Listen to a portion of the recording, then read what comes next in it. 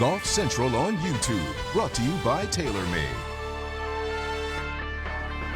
Thanks for taking over this here on Golf Central. Todd Lewis by our friend Tripp Eisenhower. And, you know, it's an interesting word, patience. I hear that all the time out there on the PGA Tour. How would you define patience on a day like today if you're playing in Bermuda? Well, it was going to be tested. You knew it with the forecast. I mean, we saw the forecast early in the week, and it said it was going to blow this direction and blow exactly like it did. Now, tomorrow, the good news is it's out of a completely opposite direction, and it should make some of the harder holes that played very difficult today play a lot easier. But, again, when you're in these kind of conditions, Todd, you can see, I mean, there is the difference in round one to round two.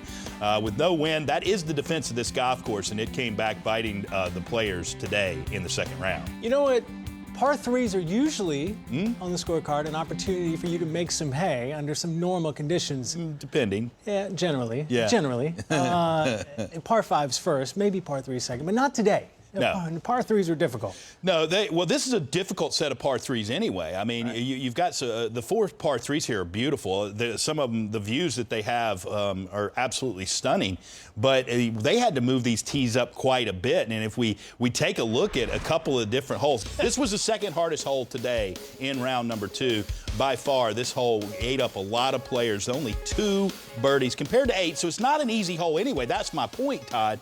But it's not the only difficult par 3. Here you can see, more birdies in round 2. But again, it went from 235 yards yesterday to 158 today. So putting threes down on your card was very, very key today on the par 3. So anything in the red today, no matter if it's a par 3, 4, or 5, was a good score. Yes. Now let's take a look at that leaderboard. Clark is on top, but he's tied with the veteran Ryan Armour. Clark looking for his first PGA Tour victory. Ryan Armour looking to win again on the PGA Tour. Hats off to Kiradech after barn wrap. Low round of the day. How about a 66? I bet that felt like a 61 or better considering the windy conditions. Luke Donald, former #1 player in the world, he sits at 5 under as well. But we showed you Clark. Let's give a tip of the hat to Ryan Armour, the veteran, again trying to win on the PGA Tour once again. Here's what he had to say after his round. Mentally, you're like I was saying, you just don't know what to tell the golf ball to do, and to be a cheerleader. So you're just trying to keep yourself in the fight, and starting off well helped because it gave me a cushion. Like, if anyone goes bogey-free today, I'll be shocked. I mean, it's really difficult out there. I missed a 3-footer on 13 that, was straight up the hill, but I just got blown. And so I mishit the putt, and I'm tired.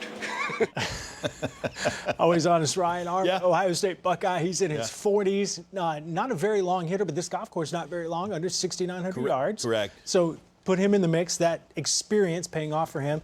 And then you got a guy who he's tied with at Wyndham Clark, who's a big hitter, and he played well today on a golf course where he didn't, power is always positive no matter where you are, but he played really beautiful. It was a complete game for him today. It was. And you know what? He look at his recent form. I mean, his first year on tour, I thought he would win out of the gate in his rookie year. That was 2 years ago in 2018, 2019. He ended up finishing 64th. Very respectable for your rookie campaign. I got to watch him a lot on the Korn Ferry Tour, and he's got a lot of power, as you mentioned, Todd, and he uses it. He's aggressive, and he should be. It just seems like the putting has been there statistically. It just hadn't translated into better finishes. He had only 3 top 10s his rookie season, only had 1 last season. In fact, his last top 10 came at the CJ Cup last year in Korea. So, again, I expect more out of Wyndham Clark, and I'm sure he does too.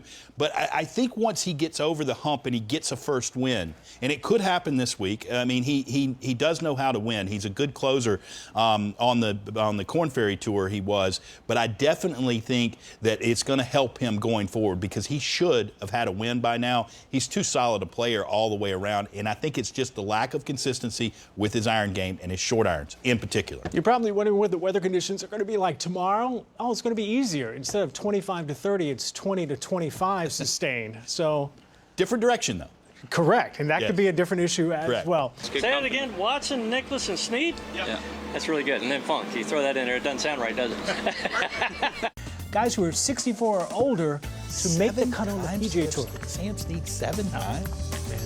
That's a sweet model, Sam Snead. That elasticity, excuse me. Yeah. And Fred, by the way, a gem of a guy, too. Oh, super guy. But I'll tell you, my favorite Fred Funk story is he not only aimed at fairways, he aimed at mower stripes in the fairways. I kid you not. He could pick a mower stripe, and that was his fairway. You know how wide a mower is? Not very wide. He was so accurate off the tee. Remarkable. And one of the best celebrations after winning the Players. Oh, yeah. Throws it, yeah. It was great. Fred, congrats for playing the weekend on the PGA Tour. Way to go. He's Trip, I'm Todd. Thanks a lot for joining us. We'll see you later.